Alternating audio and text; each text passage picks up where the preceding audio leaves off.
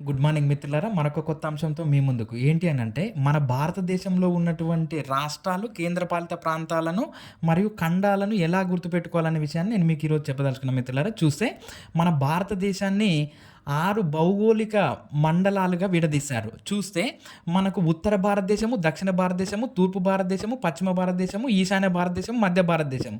మనకు ఉత్తర భారతదేశంలో ఉన్నటువంటి రాష్ట్రాలను పాహాహి అంటే పంజాబ్, హర్యానా, హిమాచల్ ప్రదేశ్, ఉత్తరాఖండ్, ఉత్తరప్రదేశ్. అంటే మనం ఇక్కడ ఈ కోడ్ గుర్తుపెట్టుకుంటే ఈజీ అయిపోతుంది.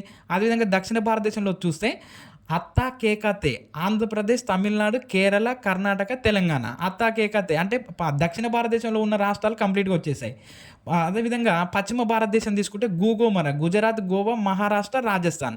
తూర్పు భారతదేశం తీసుకుంటే బీజాఓప బీహార్, జార్ఖండ్, ఒడిస్సా, పశ్చిమ బెంగాల్. మధ్య భారతదేశం తీసుకుంటే మధ్యప్రదేశ్ అండ్ ఛత్తీస్‌గఢ్. ఈశాన్య భారతం తీసుకుంటే సీనామి, మామేత్రి, సిక్కిం, నాగాలాండ్, మిజోరం, మణిపూర్, మేఘాలయ, త్రిపుర, అస్సాం, అరుణాచల్ ప్రదేశ్. అంటే ఈ 8 కూడా ఈశాన్య భారతంలో ఉన్నాయి. అంటే మనకి 28 రాష్ట్రాలు ఇక్కడ వచ్చేసాయి చూడండి మిత్రులారా. అదేవిధంగా కేంద్రపాలిత ప్రాంతాలు తీసుకుంటే 8 ఉన్నాయి. అదేంటి అండమాన్ నికోబార్ దీవులు, ఢిల్లీ, జమ్మూ అండ్ కాశ్మీర్, లడఖ్, పాండిచ్చేరి, లక్షద్వీప్, చండీగఢ్, దాద్రా నగర్ హవేలీ అండ్ డామన్ డయ్యు. అండమాన్ నికోబార్ దీవుల యొక్క రాజధాని పోర్ట్ బ్లేర్ ఉండే దాని పేరు ఇప్పుడు శ్రీ విజయపురం అని పిలుస్తున్నాం. ఢిల్లీ జమ్మూ కాశ్మీర్ యొక్క వేసవికాల రాజధాని శ్రీనగర్, శీతాకాల రాజధాని వచ్చేసి జమ్మూ. లడఖ్ వేసవికాల రాజధాని లేహు, శీతాకాల రాజధాని కార్గిల్. పాండిచ్చేరి, లక్షద్వీప్ యొక్క రాజధాని కవరత్తి, చండీగఢే.